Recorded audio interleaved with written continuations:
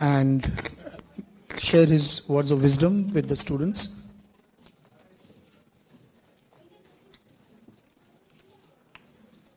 Very good afternoon to everybody. We are here to listen from the International Vedanta Society the very important session on modern day life solutions. All of you will agree with us that modern day life is really something which is a very complex one. And there, what the Vedanta is actually thought about it, there will be deliberations by our respected guests. Now this program being organized by Sister NIVEDITA University and ROYCHOWDHURY Foundation. For the students, I want to mention that ROYCHOWDHURY Foundation is working for a very long period of time to be in the side of the deprived section of our people.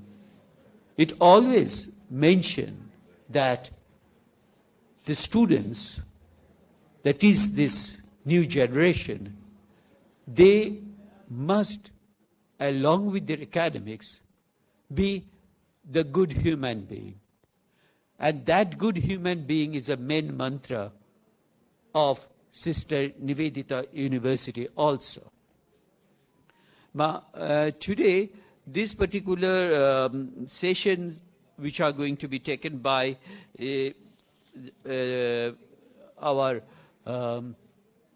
Swamijis from Vedanta Society, what I could get it from that if you look at the pressure of modern day life, there is quite a bit of demands of work, demands from the all different sections. You students who get this pressure from the faculty members, pressure from the your parents, pressure from your friends, all these things. Similarly, each sector has got so many different types of pressures. Now, how to deal with this pressure? How actually we should look after it? And what is the basis of happiness? These are the certain things which are very important questions. Now, on a personal level, I think that there are different types of practices I used to do which helps us to fight with this. And one of the most important mantra, I believe, that to be positive. So whatever negative things are coming, you have to look at it in a very positive fashion and try to change those negative into the positive. Now, on a broader level, these system changes are necessary to create this sustainable future. So the young university, Sister NIVEDITA University, which started its journey in 2018, in this very short period of time, trying to put up this specific attitude to all of our students. And we want this to be communicated through you to the society. So you are the torch bearers, and that's why we wanted that you have to have this type of different sessions from where you will learn and then identify which will be the best way to move and go forward. Thank you, my dear students. Thank you, the revered guests, as well as the International Vedanta Society, the people who came from there for coming over here. And definitely, this whole program is actually been conceived by our Chancellor, ROYCHOWDHURY. Though he is not over here, but he mentioned that we have to make our students to get this message from our revered guests. Thank you. Namaskar.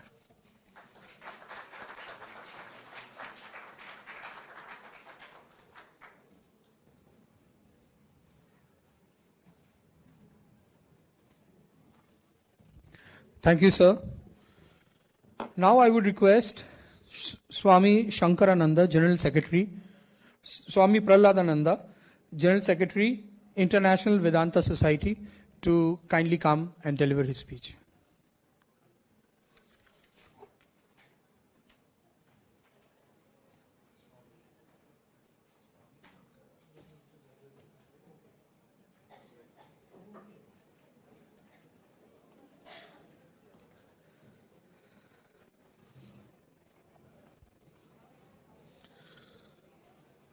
Om Gurur Brahma, Gurur Vishnu, Guru Deva Maheshwara, Guru Raiva Parabrahma, Tasmai Shri Guruve Namah. Respected Professor Dhrubajyoti Chakraborty, Vice Chancellor, Sister Nivedita University, distinguished faculty members, staffs, and my dear students. It's a very happy moment for us to come here and share some words which we have learned from our ancestors, our gurus, which are evergreen, which are relevant from ages. Today's topic, as you have heard, it was conceived by your Chancellor, Sri ROYCHOWDHURY, and he wanted us to share our talks and our feelings with you. The topic today is modern day problem solutions. So basically for the students, there are some questions which need to be answered.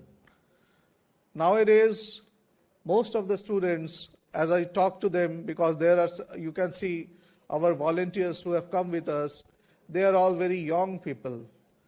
They are young children, and they share with us their own problems also. So we know what goes through your mind, what kind of problems are being created in our minds.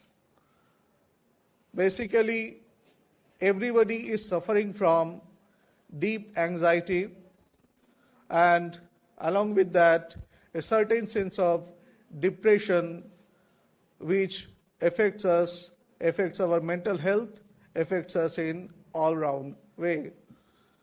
So, how can Vedanta help us in dealing with all such problems?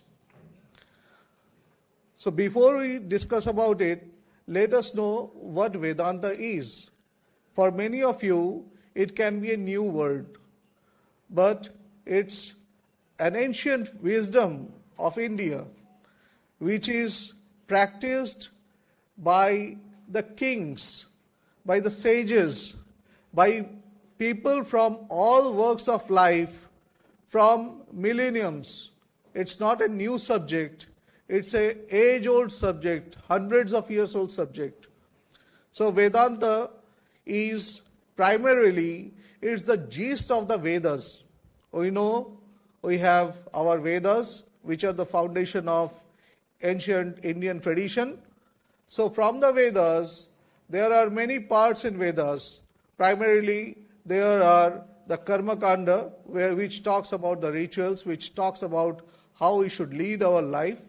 And another is, therein is one knowledge part, which is called the Gyan Kanda. In the Gyan Kanda, the problems of our lives are being asked. What kind of problems? Where from we are coming? Where will we go? Before birth, where were we? After death, where we will go? And in the middle of the two, what happens to us? What is the goal of life? Goal of life is something which is very important in our lives. Here we are you are all in a university. You have chosen your respective trades, you have chosen your respective lines in which way you will go. But these are careers. What is the ultimate goal of our life? Can anybody say this? Is it to become a doctor or to become an engineer or to become happy? Which one? The answer is we all want to be happy in our lives. So we are all searching for happiness. We all want to be contented. Santosham is the word. So we all want to be contented. But how? By chasing whatever our mind wants, by chasing whatever our mind throws at us. If we are chasing always, then there is no liberation. Because it's like putting ghee in Agni. It is like putting ghee in fire. You have seen when you put ghee in the fire goes down for a while. But after some time, it again reignites, it again goes up. So as much as you pour ghee, the fire becomes more and more. Similarly, our desires, every time your mind throws a desire at you, we start running after that desire, how to fulfill that desire. And this happens from our childhood. In our childhood, our desire was a chocolate or a doll, very small desire. So once we got the chocolate or once we get the doll, we were very happy. Now, with time, it becomes a bicycle. From a chocolate, it goes to a bicycle.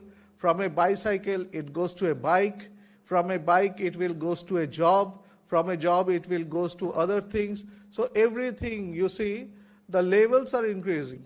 The stakes are going higher and higher. And the more we are striving for that, the more we need energy, the more we need mental strength, the more we need to spend ourselves for that. And that creates a problem. Because if we keep on chasing, every time if we keep on chasing our every desire, then at one time we will face the crisis of burning out. So there is one very new word which is now in everybody's mouth. It's burnout syndrome. People are facing burnout syndrome. Why? 30 years boys or girls, 40-year boys or girls, they are facing this problem, burnout syndrome. Why? When you were, just remember, when you were a child, you were so happy. You used to laugh all the time, is it not? You used to laugh like 200 times in a day. But by the time you have grown to be a 20-year-old, just see how much time you can laugh in your life. Every day, you see, it has become rarer and rarer. With every passing day, the joy inside us, it's getting reduced. Why? It was not so. We were not supposed to be so. Vedanta say that we are all Sat Chid Ananda. Sat means eternal, Chit means consciousness, and Ananda means blissfulness. So blissfulness is our natural state. When you were a child, you can see that you were always in a blissful state. You were always laughing, which I was mentioning just before. So what has happened? Why? Where has this laugh gone? Why by the time I have come to be 20, my laugh has gone, it has reduced significantly. It's like you want to go for a long drive. You fill up your tank of your car, and by the time you are supposed to go to 100 kilometer by that tank, and by the time it is 20 kilometer, your tank is now in reserve. Why it is so? So when this is happening, we need to analyze it. What is problem? There must be some leakage in the tank. There must be some systemic leakage somewhere, which I am not seeing. So when you see that, if you analyze, you will see that we are spending more. If you are driving your car very speedily, Every car has a zone, green zone, within which if you drive the car, you will get the maximum mileage. Similarly, in our life also, there is a way, there is a pattern, which if we follow, then our life will also be very blissful. Even if you are 80 years old, even if you are 100 years old, you will be blissful. But what is the pattern? The pattern is Satyam Vada Dharmam Chara. Speak, remain in the path of truth. Remain in the path of truth and follow the path of Dharma. Now the question is, what is Dharma? Dharma means to do whatever you are doing, whatever you are supposed to do it with 100% commitment. This is the fundamental teaching of Dharma. Dharma doesn't mean to leave everything and to go to the forest and to become a monk. No. Dharma means whatever you are doing, you are a student. When you are a student, what is your Dharma? Your Dharma is to study. How you are to study? You are to study with full commitment. If you are studying with full commitment, then there is no power on earth. There is no power on earth which can stop you from reaching your destination. As there in the Upanishad it is said, Uttishthita Jagrata Prapya Varana Nivodata. That means arise, awake, and stop not till the goal is reached.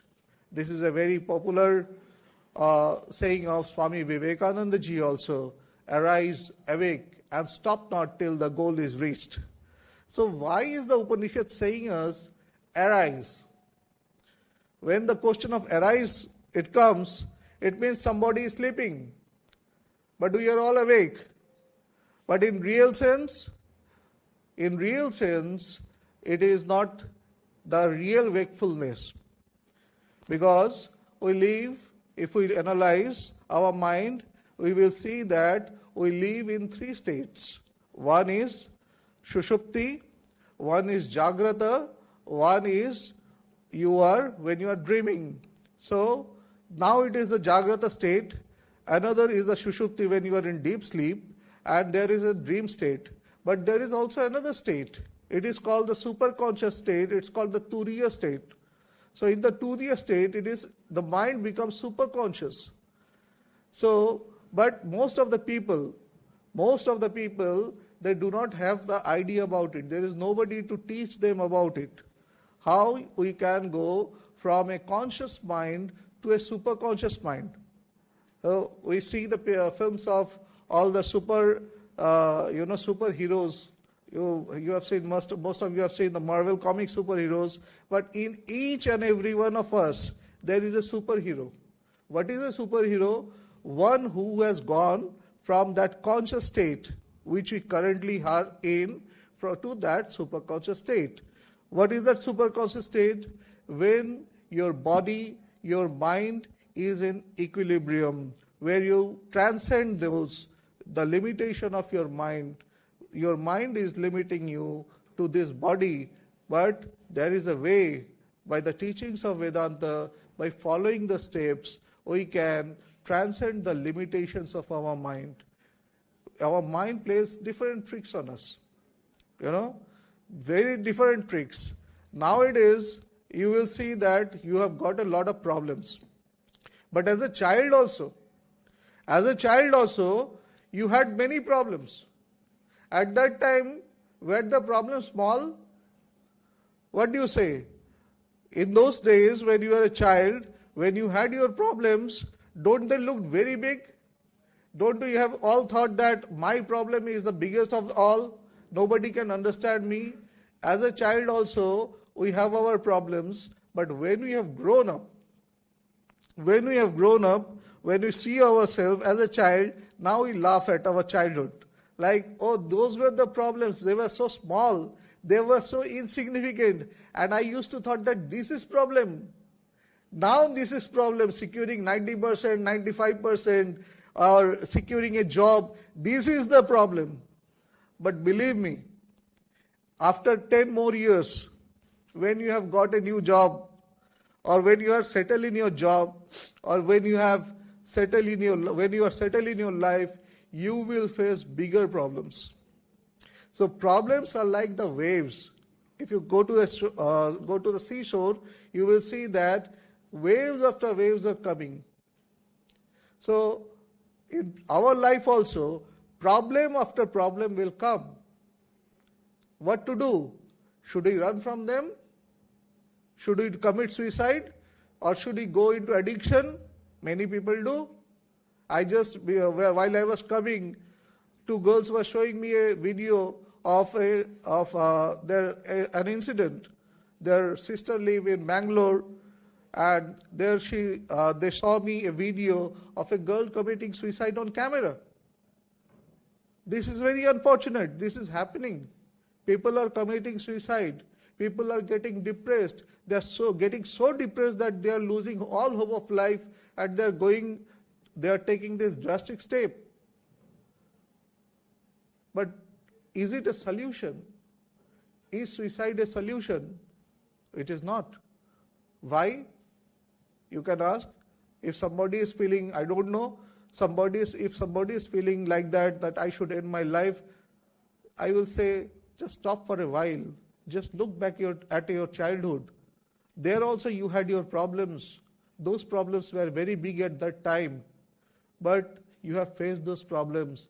You have come to here. Now don't lose hope, because it is not the solution. If somebody is taking into addiction, any kind of addiction, whether it is alcohol, whether it is drugs, or whether it is something else, I know you have all got problems. You have got anxiety about your jobs. You have got anxiety about your career. You may be facing relationship problems. All kind of problems are there. It's true. And there are innumerable problems waiting to arrive in our lives. We cannot hide from them. So losing hope, losing our lives for that, giving up of your life for that is not a solution, because believe me, if you die, it's only the beginning of your problems. It's not the end of your problems. Those who end their life, they think that our problems are getting ended. It is not. We do not know how the mind works. People do not know what happens after death. Your body dies, but the mind which is giving you trouble, it doesn't die. When you have a body, just let me explain for it. I think it's a very hard topic which I'm discussing. But some of you may relate with that. What happens after death? When somebody dies, a natural death, then the relationship between the body and the mind, it just snaps. It snaps naturally. And the body ends, and the mind goes on to take another body. In the Gita it is said, Vasansi jirnani yatha vihayacha, like the old dress, the mind, the Atman, goes on to take another dress, like a new body. So when your old dress is torn or it is old, you take another dress. Similarly, when the mind cannot use this body, the mind is using this body.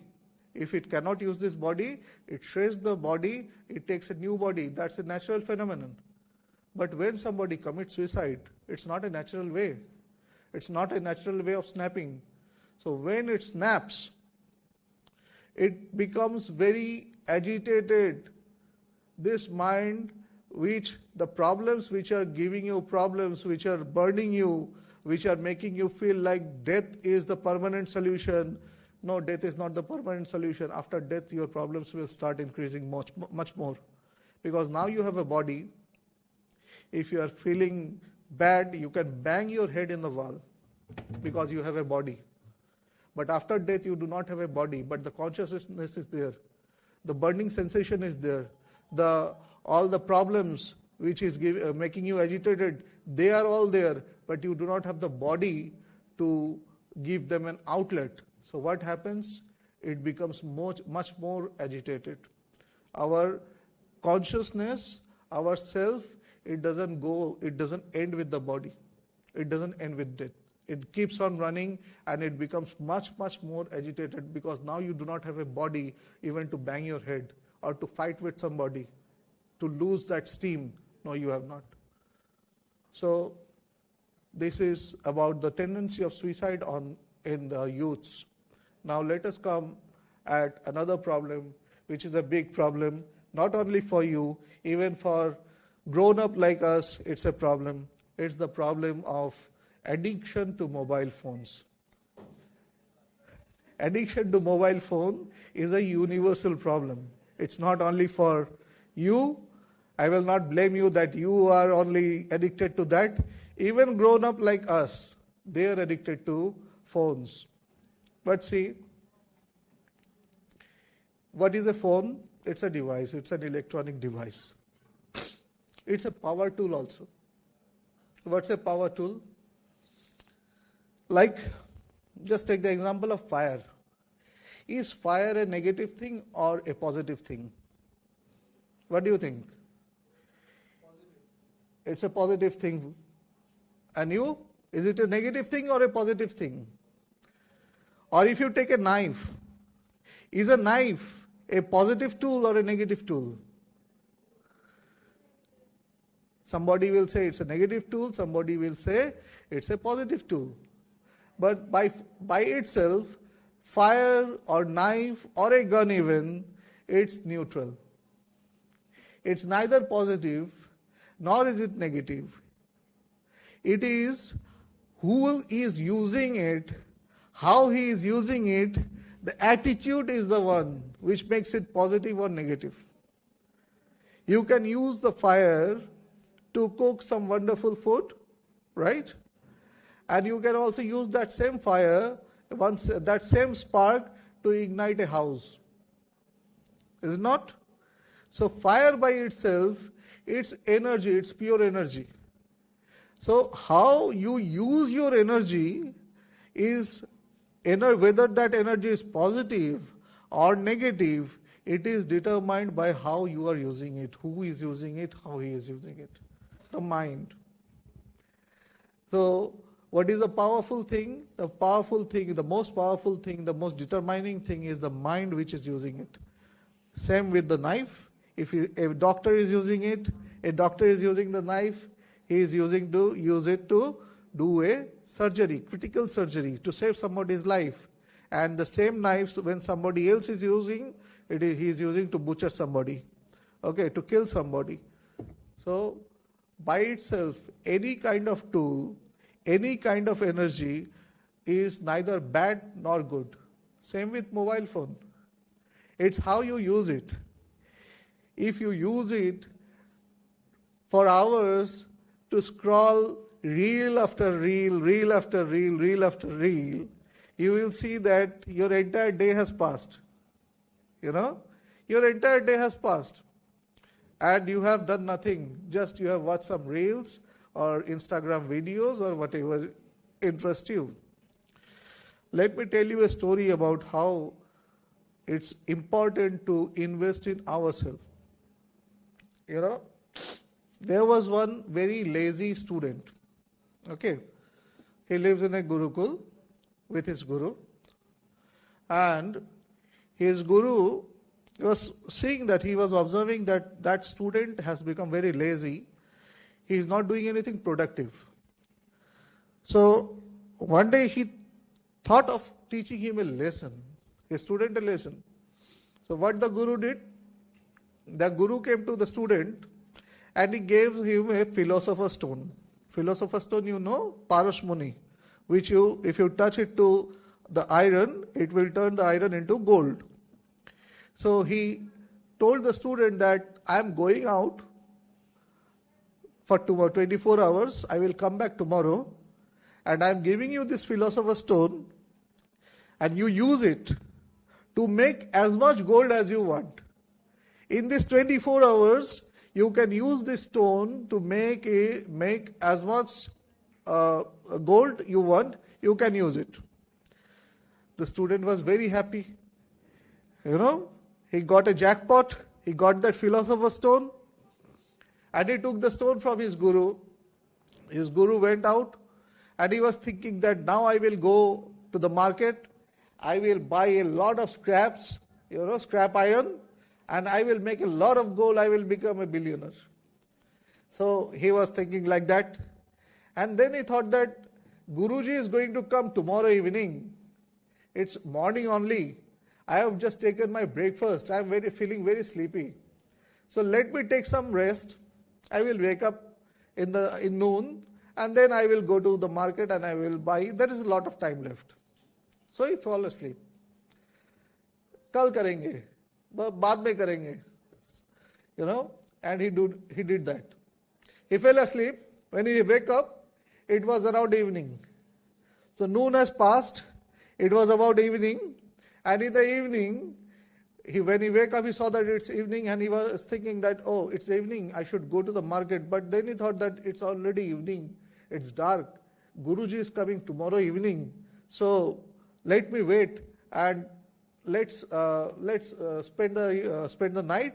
Tomorrow morning I will definitely go. I will go and I will do the whatever is.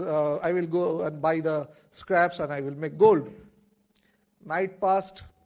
In the morning, again the morning came. The same thing happened. He took his breakfast. He again felt sleepy, and he was thinking that Guruji is going to come in the evening. I will definitely go today at noon, and I am going to buy and I am going to make a lot of gold. Before Guruji, we think ourselves as very smart, so he was also thinking like that. Before Guruji comes, I will definitely go and I will I will make gold. And the same thing happened. He fall asleep, and when he was about to go out, when it was about to evening, there was no time left. He hurriedly he wanted to go to the market, and then he saw that Guruji is standing at his door, and he asked, return me back the philosopher's stone, return me back that. He pleaded to his Guruji, no Guruji, please don't take it. I am about to go to the market. I need it. Just give me 5 minutes. Just give me half an hour. I will go and I will just come. Guruji said, I have given you ample time. I have given you 24 hours. In 24 hours, you have wasted your 24 hours. You could not have done anything. If you have not been able to utilize your 24 hours, you cannot do anything in that half an hour also. And he took the stone. How is it relevant with our life? It is relevant with our life in the way that we also have fixed time in our life. 24 hours for everyone. A rickshawala has also 24 hours. The Prime Minister also has 24 hours. You also have 24 hours. If you use your time just to look at all this thing, just for the addiction, you can use your mobile for different things. We also use mobile. We use mobile to study. We use mobile to do other stuffs. Your parents also use mobile. Many people are also making many stuffs. Those apps, app developers, they are developing app for people like us to use. The more you use, the more they become rich. So why become a product? When you are using something, when you are spending your time for games, remember that you are being used. You are giving your time. You are investing yourself. You are spending your valuable time, which is very limited.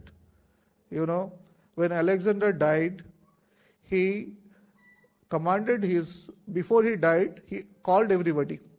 He called everybody and he said that when I die, I am about to die. When I die, do these certain things. What certain things? That I should be put in a coffin where my hands are out. People can see my hands. And my doctors, my royal doctors, they should be leading my procession, funeral procession. And my bodyguards, they all should be leading the funeral procession along with the doctor. And also, distribute the riches which I have, the wealth which I have among the citizens. So people who were around him, they were surprised. And they said, Alexander, why you are going to do that? What's the meaning of all this? See, and then Alexander said a wonderful thing. He said, see, people know that I am Alexander the Great. I am the conqueror of the world. but let them also see that Alexander, when death comes, then none of the best of the doctors, none of the wealth, none of the best of the bodyguards, nothing can save Alexander the Great, the conqueror of the world, from death. You know, time goes. We have all taken birth. We will all die one day. But it is not how long we live. It is how we live our life. The most important part is how we live our life. We can be addicted to something. When you are addicted to something, you are giving your life to that. You are not giving your life to yourself. So you make the tools, it's just a tool. A mobile is a tool. Everything is a tool. Everything has a time. Life is we are to use our life to make ourselves better. To make ourselves better. To reach happiness. What is the end? What is our aim? Aim is to gain happiness. And how to gain happiness? The more we become peace, we can be at peace with our own mind, the more we can be happy. As a child, you were at peace with yourself. You were not competing with others. That's why you were happy. The day we also can go to the top, and then we can become a child again, childlike, not a child, don't become silly, but childlike in nature. What is childlike in nature? Contented from inside. When we become contented from inside, happiness, that same happiness will return back to you, which is now just like an illusion. I thank you. I will not take much more time. I will now, Swami Shankaranandaji, the General Secretary of International Vedanta Society, he is here with us.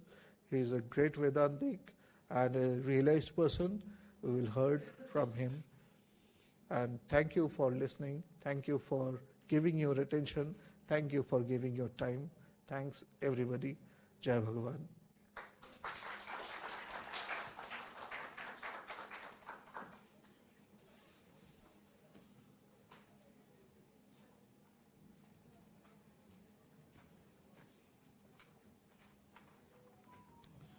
It was a lovely session.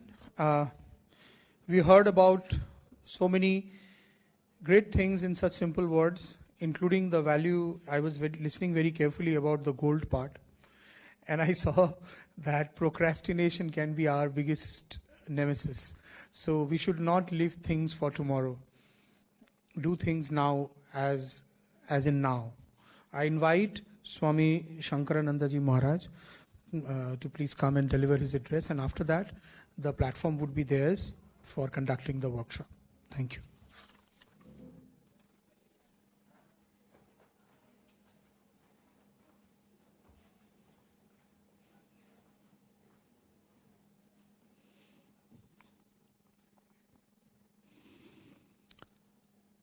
At the very outset, I offer my deep salutations at the lotus feet of my Master Bhagavan.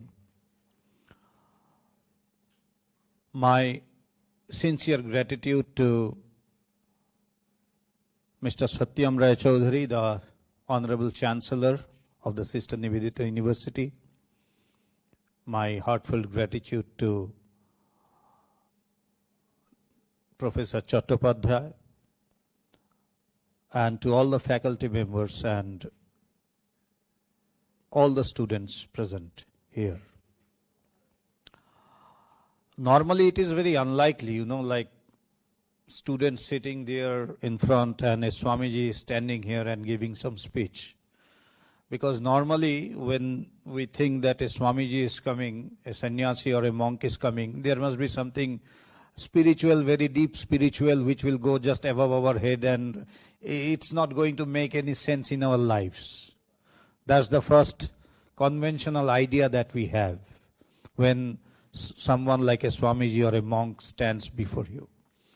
But believe me, when I first went to my master, from whom I have learnt each and every word which I am going to speak, I was a student reading in the 12th standard.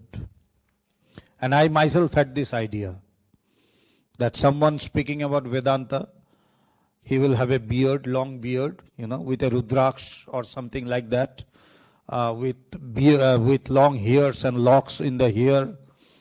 And he will be very serious, not laughing, and, just be very somber and very serious. But when I first met my Guru, my Bhagwan, I was just taken aback. Neither did he have a beard, nor even a moustache. Clean shaved, a very simple person, sitting on a bed and speaking something which was so beautiful, so scientific, so logical. And I was a student of science. I happened to be a student of science then.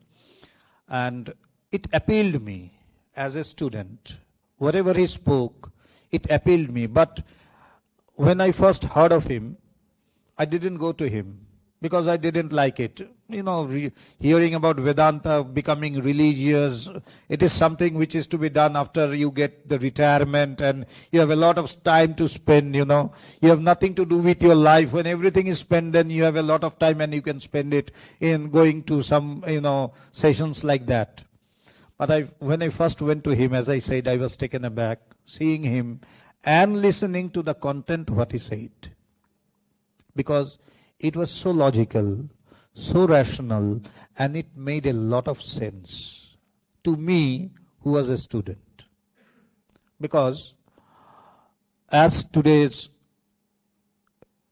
topic is modern day problems and solutions, the thing is that what role has Vedanta to do with this?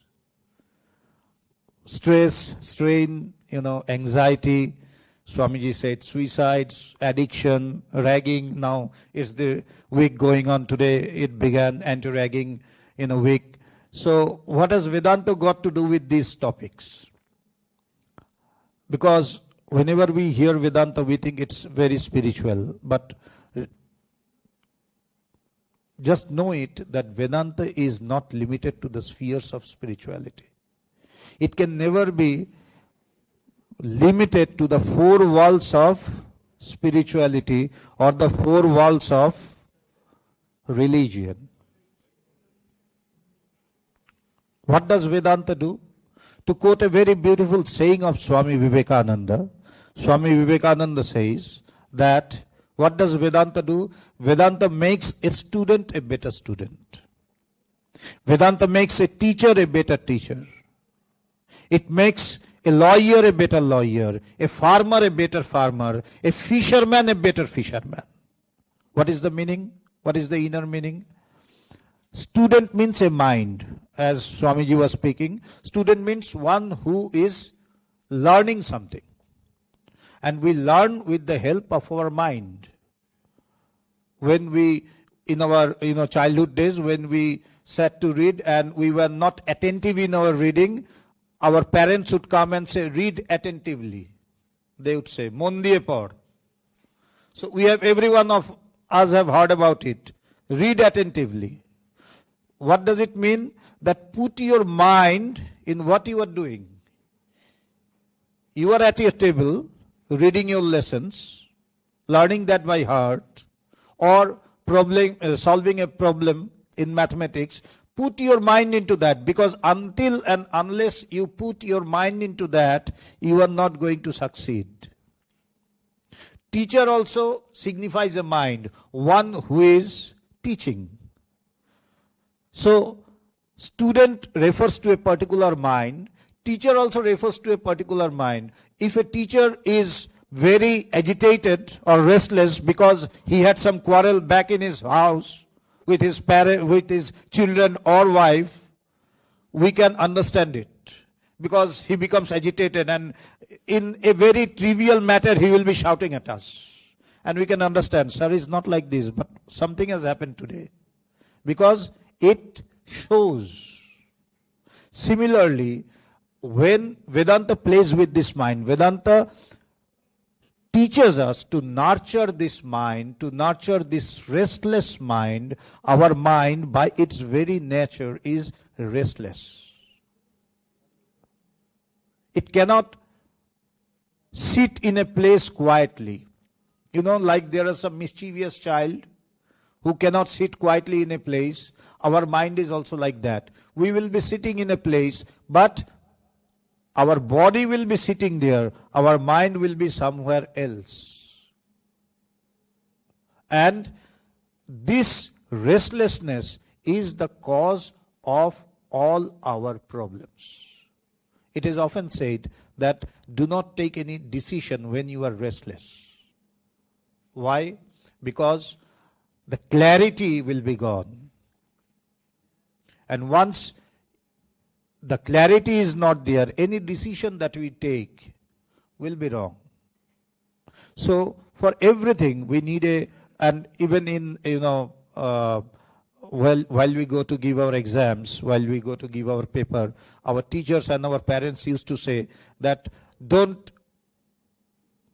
start answering the questions the moment you get your paper.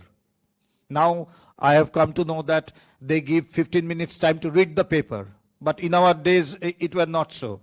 Just 3 hours, and in that 3 hours the paper will be given. You can just start right from the beginning, or you can just spend some time looking at the paper nicely and then go on to solve your questions. But now they are generous that they give 15 minutes time just to go through the paper without writing anything. So they used to tell us, first go through the paper nicely. Then see the easiest one which you can solve. Attempt those. And then gradually go on to the harder ones. Our life is a similar thing. We have many problems. First try to solve those which you can solve very easily. And remember, as Swamiji was saying, never try to avoid those problems. Because the more we try to avoid those problems, the bigger they will seem. The moment we turn our back and we stand face to face with those problems, we will see that those problems have minimized. It's a very hard fact. But normally we try to, or we like to avoid those problems. Who would like to face problems? But life is never a bed of roses. Life is never a bed of flowers. It's full of ups and downs. There will be everything, the good and bad. If we think that I will take everything good, it will never be. Because bad always follows the good. As night follows the day, similarly, it is by its very own nature, bad follows the good. So if we take good, the bad is sure to come. So do not avoid your problems. Face them. Here I will tell you a very beautiful story. It's a fact. It's a true story from the life of Swami Vivekananda. When Swamiji was a wandering monk, he was wandering throughout the whole of India. He happened to be in Varanasi. So in Varanasi there is a temple, as we know that it's a city of temples. So there is a temple called the Durga Mandir, the Durga temple. So, and there are a lot of monkeys in Varanasi. We have 2 centers in Varanasi, and we have faced those monkeys, they are very restless, just like our minds. So Swamiji went into the temple, and as he was coming back, a group of monkeys began to chase Swami Vivekananda, and till then he was not very famous. He was just a wandering monk. It is before 1893, the famous Chicago speech of 11th of September 1893. It was before that. So nobody knew about Swami Vivekananda. He was just a wandering monk. And he came out of the temple, and a group of monkeys began to chase him. And Swamiji was running in order to avoid those monkeys. And the more Swamiji was running, the more the monkeys were becoming furious. And they were about to bite Swami Vivekananda. And he was running for his life. And a group of monkeys, not 1 or 2. And when Swami Vivekananda was running for his life in order to avoid those monkeys, suddenly he heard a voice, "Ruko beta." He was just taken aback. And he waited, he stopped, and saw at the other footpath on the other side that there was an old sannyasi, an age-old sannyasi. He said, "Ruko, samna karo. Face those monkeys, don't run away." Swamiji got some, hope. He stopped and he turned back towards the monkeys. The moment he stopped and turned back, some of the monkeys from the group, they receded, went back, they returned. There were just a few. And when Swamiji stood still, bold and courageously, the others gradually left. And from that, Swamiji took a very beautiful lesson of his life, that do not avoid your problems, because the problems are like those monkeys. The more you run away, the more bigger they will seem to you. But if you have that courage to stop and face them, you will see that really those monkeys, those problems are not so big. Among 10, maybe 6 are very trivial. And if you face them, the rest 2, 3, you can solve them very easily. So it is we who make our life worryful. It is we who make our lives a bunch of problems. Because I think that God has given me, or whoever it is, whoever I like, that He has given me the biggest problems of the world. It is not so. And we can solve those problems. The first thing what Vedanta teaches us is to believe in yourself. Vedanta says, believe in yourself. You don't have to believe anything else. You don't have to believe an unseen God, an unseen force. Believe in yourself. Believe that you can do. Believe that in you lie infinite strength. You are the maker of your own destiny. You can create your own destiny.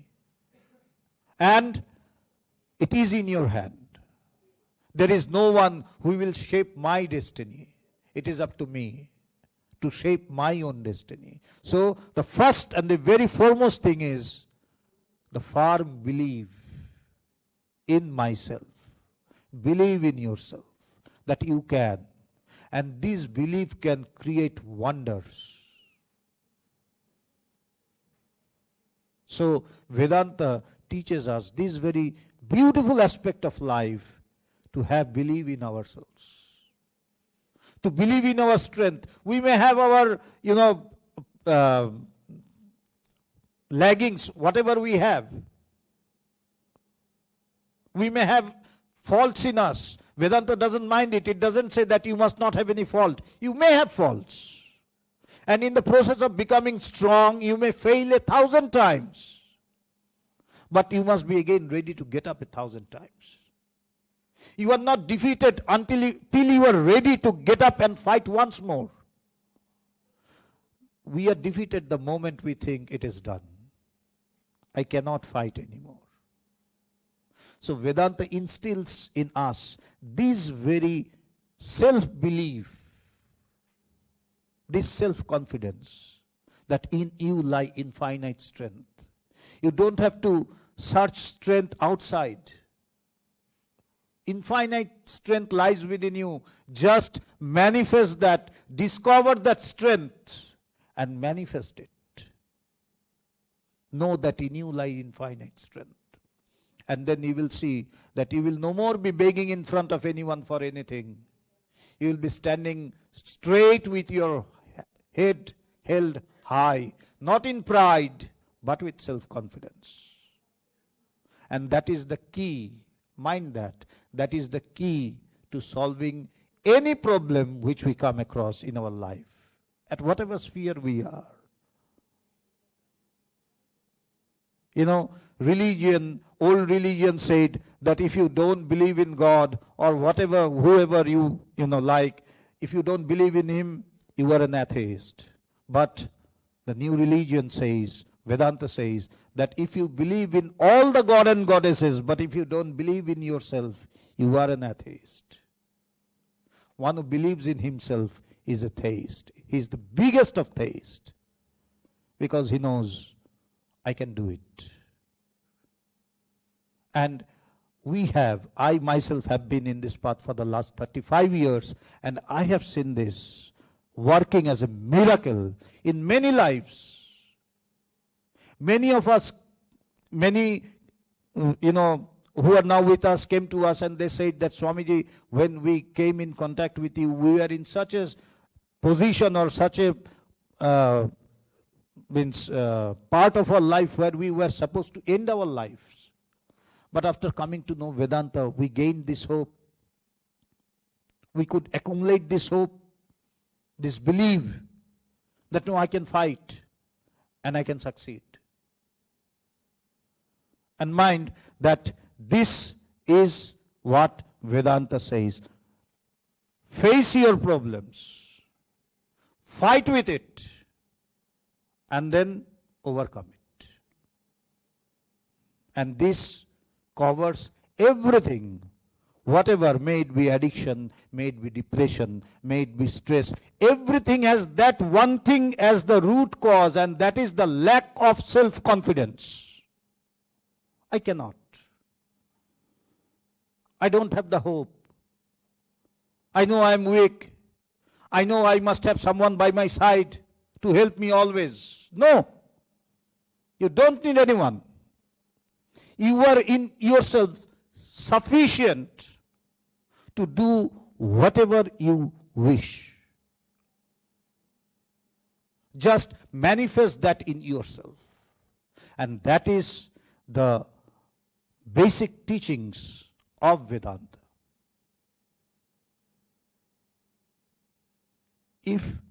I think some of you must have gone through the Bhagavad Gita. It's not just a religious book. Now we talk of self-management and management in every sphere. That is the best book on management. Where Arjuna is trying to flee from the warfield, from the battlefield.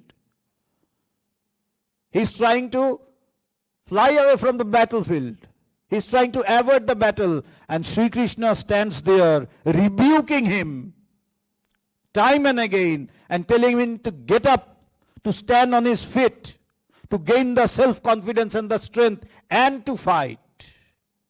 Because the war, you are facing the war. You are in a war field. You have to fight. Similarly, this world of ours is also a battlefield. We cannot flee from here, because we will then be called cowards. You are not a coward. Vedanta says you are not a coward. Know this and enjoy life. Life can be enjoyed only by the brave and the courageous. The meek and the weak cannot enjoy life because they live at the mercy of others. When you have infinite strength in you, why do you seek mercy from others? Who will show you mercy? Who will show mercy to the infinite strength? This is the teaching of Vedanta. And today it is so very necessary for us to gather this lost hope, to gather this lost strength, to gather this lost belief, not to blame others, but to take the responsibility upon our own shoulders and rectify ourselves. You don't have to rectify others. Vedanta says, rectify yourself. You don't have to rectify others. And stop blaming others. A weak person blames. The strong finds the solution. And that is why a leader, you will see, he is strong and he gives the solution. And that is why he is called a leader, because he knows the solution. It's not that he knows everything, but he has the confidence. And that confidence leads him to give the solution. It's not that he knows every solution. Nobody can have every solution in his hand. But the attitude which Swami you are speaking, the attitude that yes, I can, let me try. And then the miracle happens. So life can be enjoyed only by the brave, by the courageous, the bold, and the ones who face the problems, not one who flees from the battlefield. So Vedanta says, don't run away from your problems. Face it. Don't try to avoid your problems. Face them and overcome them. Don't live on the mercy of others. Be strong enough that you can help others. Not seek help from anyone, but if needed, you can help others. And don't blame anyone. Each and every morning when we open the newspaper, it's a blame game going on. Everywhere. There is a blame game. If you open the TV, it's a blame game. You listen to the news debate, no one can hear anything. Everyone is shouting. Everyone is blaming others. Stop this. If you really want to be happy, if you really want to enjoy life, then stop blaming others. Take the responsibility upon your shoulders that if not anyone, then it will be me. You must have that guts. And Vedanta gives you that confidence. If it is not anyone, it will be me. But what we think is just the opposite. If not you, why me? That is how we think. That if not anyone else, why me? Vedanta says you just the opposite. If you want to enjoy life, you have to take the responsibility. If not anyone, it will be me. I will begin it. And they become the leaders. They show the way. They pave the way for others, where the others follow their paths. And they become an example. So Vedanta says, become an example. Gain your strength. The kingdom of heaven lies within you. It is not outside. The kingdom of heaven lies within you. Just unveil that, manifest that, reveal that, and enjoy eternal bliss. Then you will see that then these problems which we face in the modern day life, this stress, anxiety, depression, hopelessness, they will no more be a problem for me. And another thing I would like to tell, that today, of course, it's a very practical thing that we face, as Professor Chattopadhyay was telling, that we face pressures from everyone, from the faculty, from our parents, from from our even friends. They are securing good marks, better marks than me, and I feel myself pressurized. Just securing some less marks, students are committing suicide, as if gaining marks is the ultimate aim of life. It can never be the ultimate aim of life. Because now it seems so, but when you grow up like Professor Chattopadhyay or like Professor Bishwas, I think, then you will see marks do not matter much. It is how you take your life. What you make out of your life, what matters most. You never ask your teacher, sir, how much percentage did you secure in your class 12 exams? Do you? Never. Then why do you take it so seriously? Of course it is needed. I don't say it is not needed. But that's not the ultimate aim. Your life cannot end with a failure. And that is one problem with our education system. It teaches us how to, or it imbibes in us aspirations to go higher, to become the topmost, to go to the highest point. But at the same time, it must also say that while going to the highest point, while going to the highest position, you will fail 1,000 times. You can fail 1,000 times, but you must be ready to get up again. That is where our education system lacks. It doesn't give us that energy, that hope, that education. That in my effort to reach the top, I may slip, I may fail time and again. But that does not mean that it is the end of my journey. Education must instill in me that energy, that strength, that if I fail, doesn't matter, I will again get up, I will again try. There's a very beautiful story of a small child who was watching a football match, And there was an old person of the age of his grandfather who was just beside him. And both of them were watching the match, football match. And this old person was saying that this young, small kid, he was a small kid, that this child, the team who he is supporting, is losing the game by 5-0 goals. And it's just 5 or 7 minutes for the final whistle. But he is going on inspiring his team. But the old man knows that it's of no use. 5-0 and just 5 minutes. So seeing him, he was enjoying, but he could not hold any long. He said, "My child, I have been seeing for the past few minutes that you are inspiring your team, but don't you know that your team is losing by 5-0? He says, "Yes, I know it. But sir, the final whistle has not yet been called." That is hope. It is not the end of the game. So failing or failures are not the end of our journey. We have to make it as our stepping stones to success.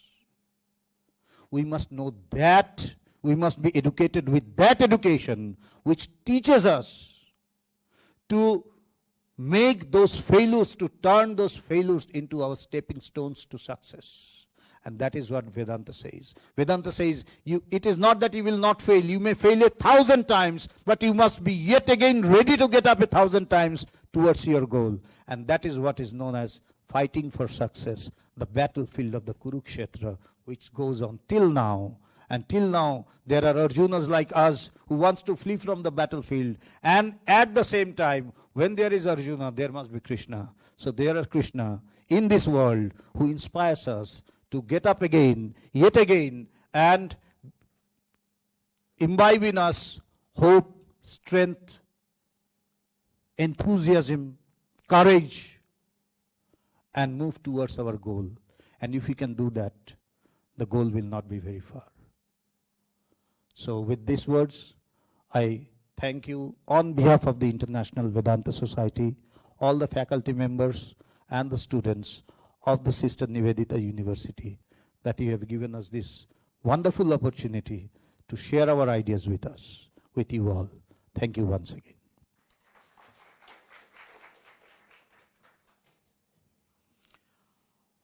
If any one of you have any questions, you may ask right here if you wish to.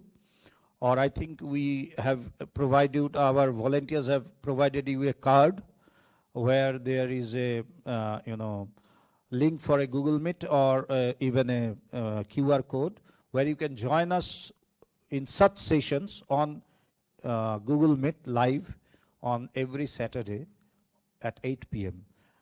There you can join us and we discuss the same topic, the modern day problems and solutions. And if you wish to ask here, you are free to ask.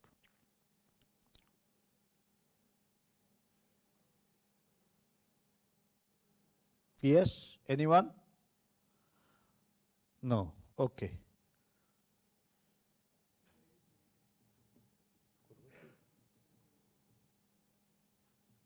Okay, so we had a very small thing, a guided meditation.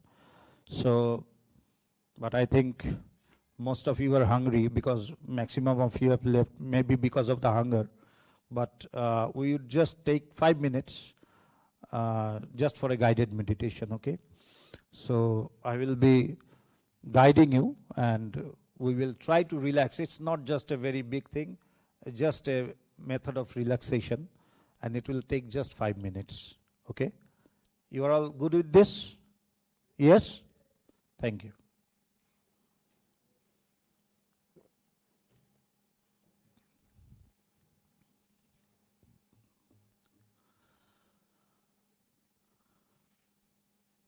First,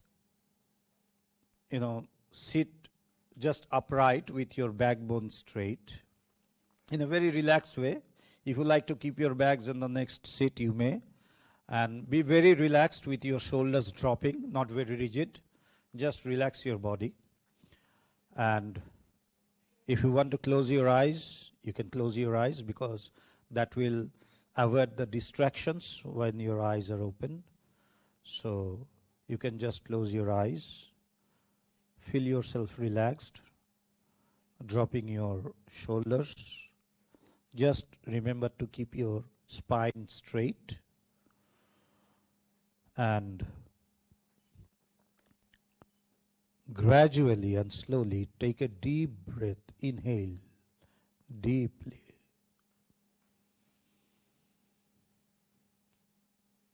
As long as you can inhale, and then gradually exhale slowly, as slow as possible. Repeat this step once again. Inhale deeply as long as you can.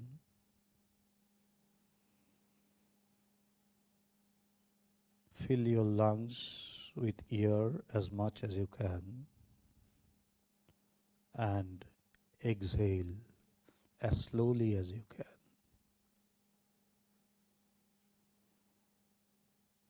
Repeat it for a third time. Inhale slowly as much as possible. Fill yourself with air. Gradually release.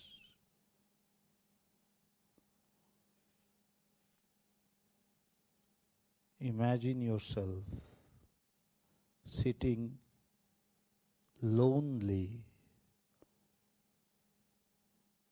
in front of a huge lake without any boundaries. A lake where there is water everywhere. Imagine yourself sitting quietly in front of that lake.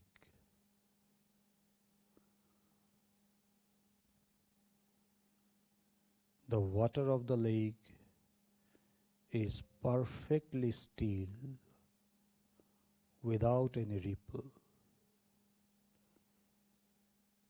It is perfectly quiet and still. Inhale. Take a deep breath inside, imagining yourself sitting in front of that perfectly quiet lake. And exhale slowly, and along with this giving out the air, think that all the stress and all the thoughts are going out with your exhaling. Inhale again, slowly. And again, while exhaling, visualize that all the thoughts and all the worries in you are going out with that exhaling.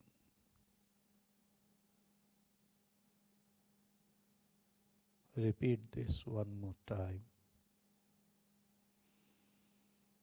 Inhale deeply, and while exhaling, think that all the worries and stress and thoughts are leaving you. And visualize that quiet, calm lake without any ripple, where the water is perfectly still. Look at the still water with all the calmness of your mind. And imagine that, like the still water of the lake, your mind is without any ripple, without any thought.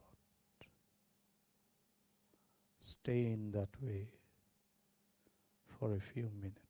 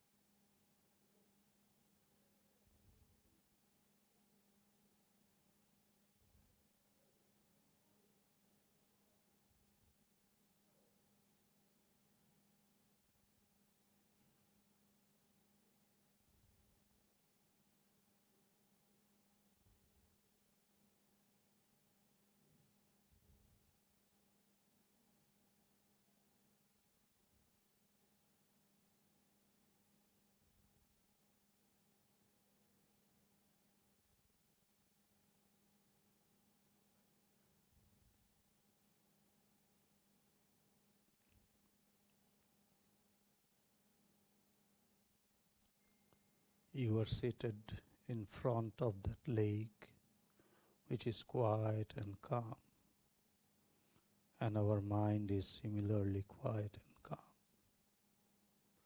Gradually try to feel your surroundings in this hall. Gradually try to feel now where you are, and gradually open your eyes. And while opening the eyes, pray to the Supreme for peace of the entire universe. Om Shanti, Shanti, Shanti.